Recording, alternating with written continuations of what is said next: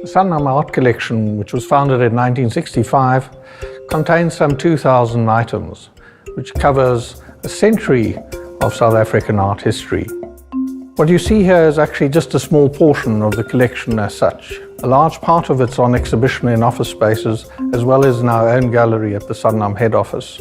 We continue to acquire works for the collection and, as such, keep it relevant to the current state of affairs of this country. Whenever I walk through an art gallery, I'm always in awe about the beauty of the work. At Sanlam Private Wealth, I think we always try to ask the question, what does provide the value to these wonderful art pieces?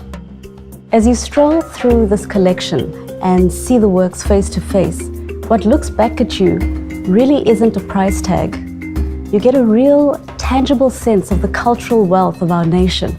And when you think of it in those terms, then this collection truly becomes priceless. What perhaps guides and inspires artists to create cultural wealth is very similar to what would guide and inspires wealth managers when they create portfolios for clients. In fact, if I may quote US hedge fund manager James Altucher, he said, to create something unique and beautiful that lasts and is meaningful is really hard. For it to be truly special, it cannot happen fast. And that is true for investments, and it's certainly true for art. With that spirit in mind, we've begun a new, unique project. With Stefan's guidance, we've chosen a single work from the Sanlam collection, and then we approached upcoming artists and craftsmen and asked them to re-explore the artist's original work using their own experience and skills to create a brand new work of their own, and we call this project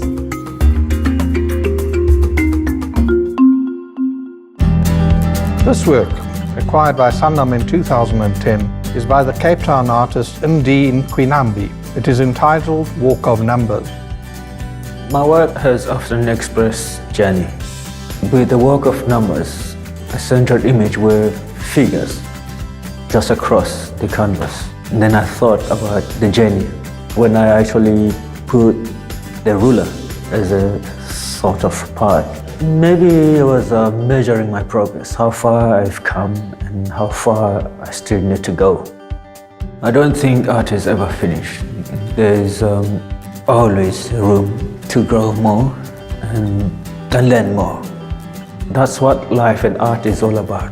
Again and again, always a voyage of discovery. It will be interesting to find out how Michael will translate my work. A lot of my work is about reinterpreting the past, mostly by artists who are no longer here. They died centuries ago. So the thing with this new project, it's quite a challenge reinterpreting the work of someone who's alive, who will see it, who will have a response to it. And so I really want to make sure I do it properly so that they feel good with it, as well as the fact that I want to add something of my own to it. So for this work, I decided to kind of echo the idea that it's this wonderful journey that you go along. I wanted the viewer to physically go along that journey too. The work will be 600 centimeters in length by a nice, neat 30 centimeters high. When I look at Nkumbule's work, I think there are certain similarities, in as much as if you look at his work, there's been a lot of time and labor that's been invested into the piece. Similarly with mine, 6 meters of fine illustration. It's a lot of work, a lot of going over, repeating those figures again and again. And I think if you look at those two together, those similarities are quite obvious.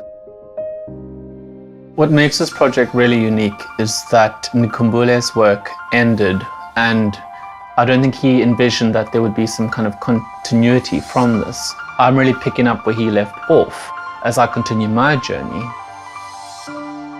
Walk of Numbers was created in 2009, and it's been quite an interesting journey since then. So I'm quite humbled by Michael's translation of the work, which is quite detailed. It was really quite humbling to see how touched he was by the work that I did. You know, growing up, I've known Nkumbule's work for a while and seen it in the National Gallery and on other shows. So to get that kind of acclaim from someone is actually really special for me.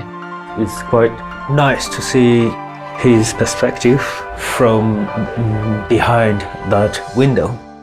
It wasn't just the figures that I drew that went on this journey, but I went on one myself. And it was also really interesting seeing the kind of things that came out in the actual artwork. Ultimately, as you get closer towards the end, these things start revealing themselves that you didn't think were possible, which I think is also part of that journey. There's ups and downs, and again, the journey continues. The journey we began with artist Michael Chandler continues with two more South African creators.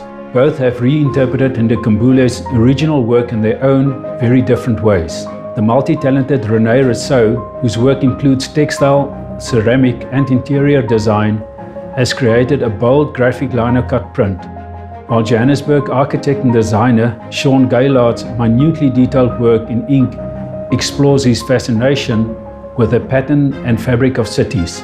Look out for these artists' work in our brochures and other materials, and for the work of new artists as we select more masterpieces from the Sanlam collection to re-explore.